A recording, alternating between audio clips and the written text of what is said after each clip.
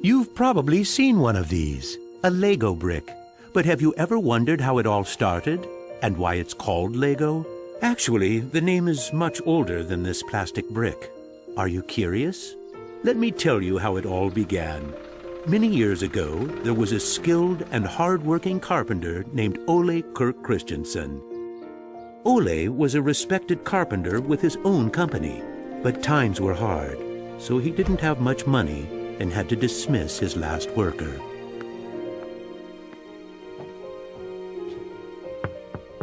Come on in. I've closed down the workshop and packed my things. Thank you. I suppose I'd better write you a paycheck.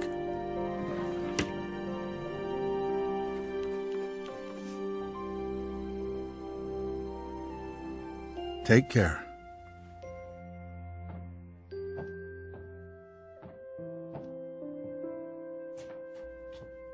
Well, that was the last one. I just didn't imagine that it would come to this. I know. It's hard to understand. But at least now it can't get much worse. But it did get worse. Shortly after, Ole lost his wife. But Ole was a special person. He wasn't the type that gave up. And with the responsibility of his 4 sons, he had to think of something. Ole had gotten an idea, and for him, it never took long to put an idea into action.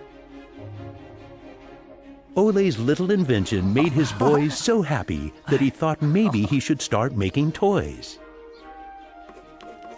Ole decided to give it a try.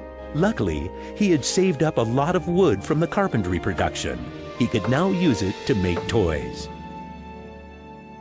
Time passed by, and even though Ole was a skilled carpenter and had a good eye for quality and detail, sales were very slow. Luckily, one of his sons, Gottfried, started helping out his dad after school. Together, they just barely managed to keep up the production. Eventually, word began to spread that wooden toys of the finest quality were being made in the little workshop in Billund. One day, a man drove into town, a man who would change Ole's future. He was a wholesaler from Fredericia. I've heard that you're making some very nice wooden toys. Well, one does his best. The wholesaler was very impressed with all the wooden toys and placed a big order before he left.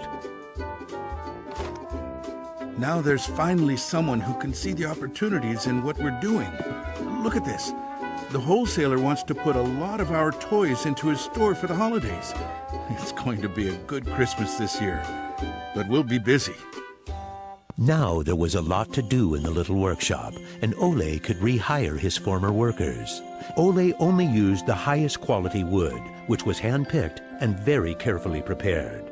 They worked day and night to get the order finished, so the wholesaler could get the toys out in stores before Christmas. Is there something wrong, Dad? I'm afraid that we're in big trouble. In the middle of their work, Ole received a letter saying that the wholesaler had filed for bankruptcy and couldn't buy the toys that he had ordered. But what are you gonna do? What about Christmas? Now we can't even afford food? I'll do it. What are you gonna do, Dad? I'll do it myself. I'll drive around selling the toys. There was no time to lose. Ole packed the car with all the toys and drove off. Ole was a very good toy maker, but was not a very good salesman. He didn't like praising himself or talking about how carefully the toys had been made. But he had to keep trying if he was going to sell anything. This is going to be a blast. Is there anything you're interested in? It looks exciting, but I don't have a lot of money right now. Maybe we could trade and call it even. Well, I would prefer money, but... In the end, he succeeded in selling all the toys. He didn't receive as much money as he had hoped, but the family managed, and they had plenty of food for Christmas. Time passed by, but the toys didn't sell as quickly as they had expected. Ole thought perhaps the company needed a good name. What should it be? It has to be a short word.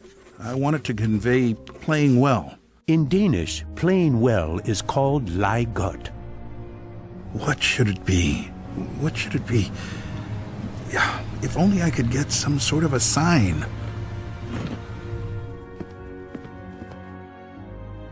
Lego. As you can see, Ole himself ended up finding a very suitable name. But what he didn't know was that in Latin, the word Lego means I put together. The name Lego was well received, and the company slowly started to move forward. We have made 3,000 crowns this year, and we have more orders than usual. Did you say 3,000 crowns? Then you need to see what I've been looking at. Even though Gottfried wasn't comfortable spending money on a milling machine, he could see that it was useful and that the quality of the toys improved. Could you finish the last batch and get it ready for shipping? I will.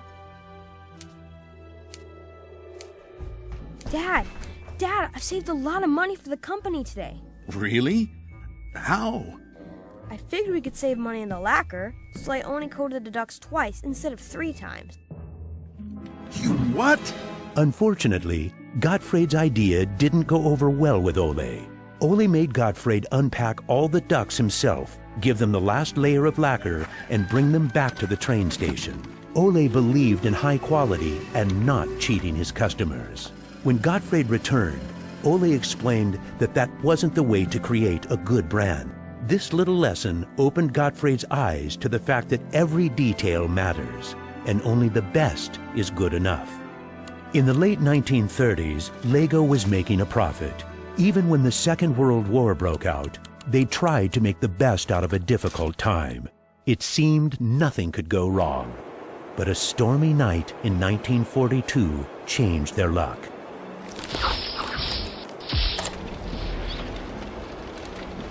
There's a fire! The workshop is on fire! But when the firemen arrived, they were unable to save the workshop.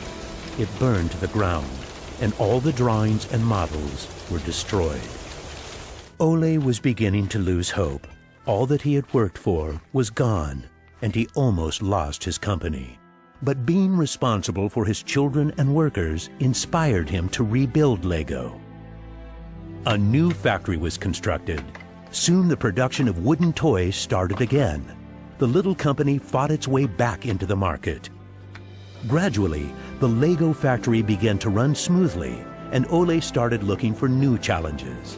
One day, he went to Copenhagen to look at a new machine that had just arrived in Denmark. It was a plastic molding machine, and Ole was very excited about it.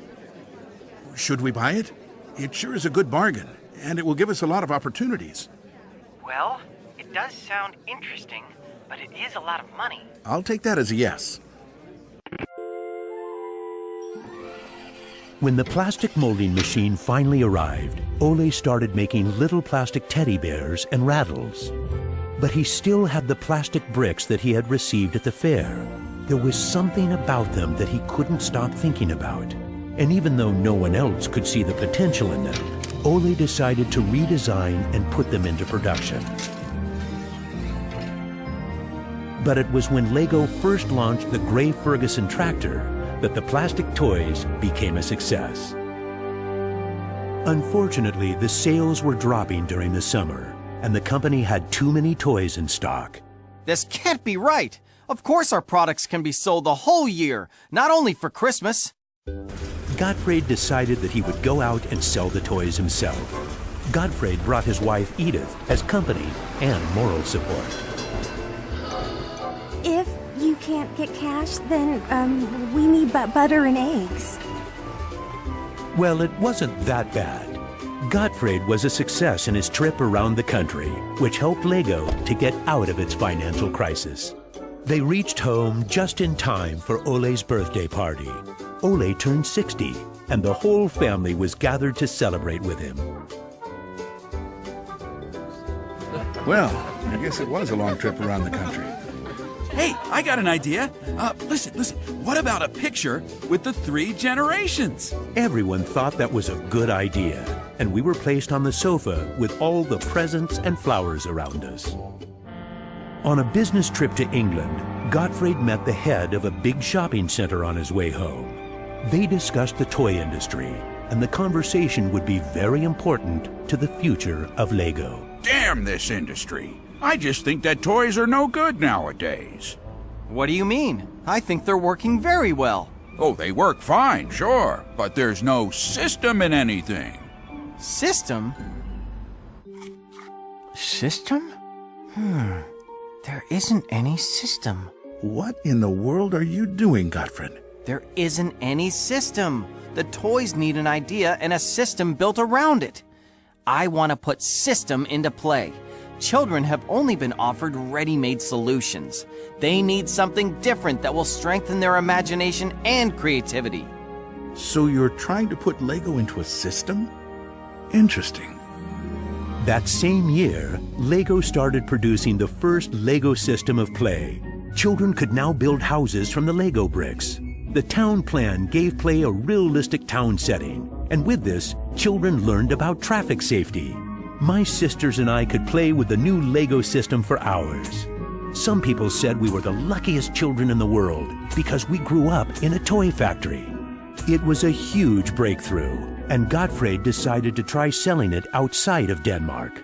The system of play was so popular that they managed to sell it to many countries. Look what I just built! That is really nice, Kel. Even though LEGO was meant for only building houses, there was still a lot of opportunities. There was just one problem. I can't lift it up. It keeps falling apart. That made Gottfried wonder. He wanted to find a way to make the LEGO bricks stick together, but that was easier said than done.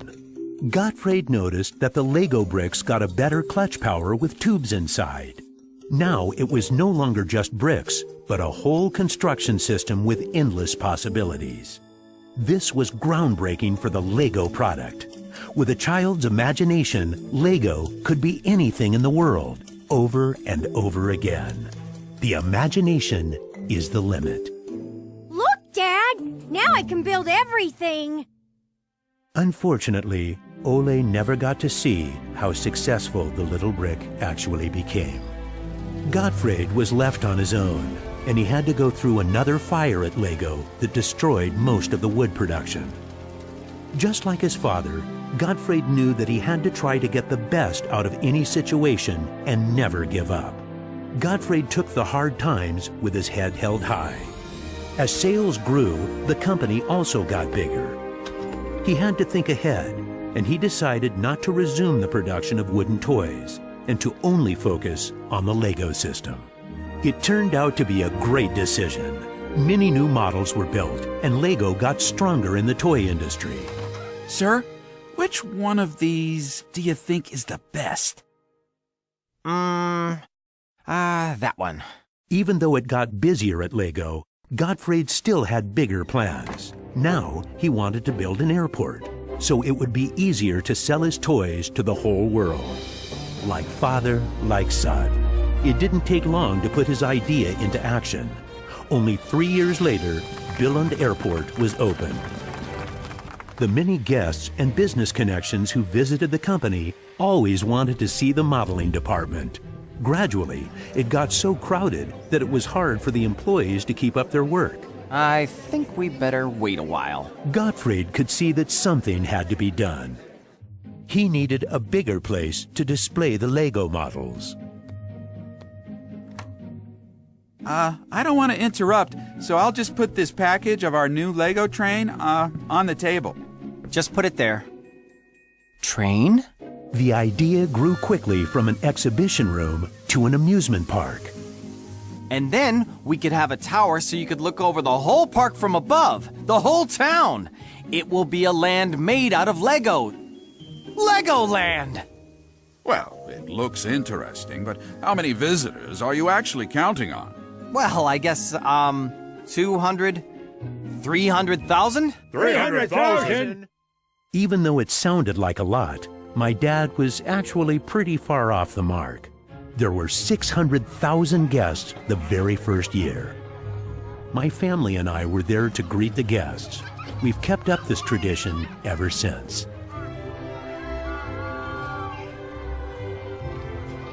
Now you know how it all began.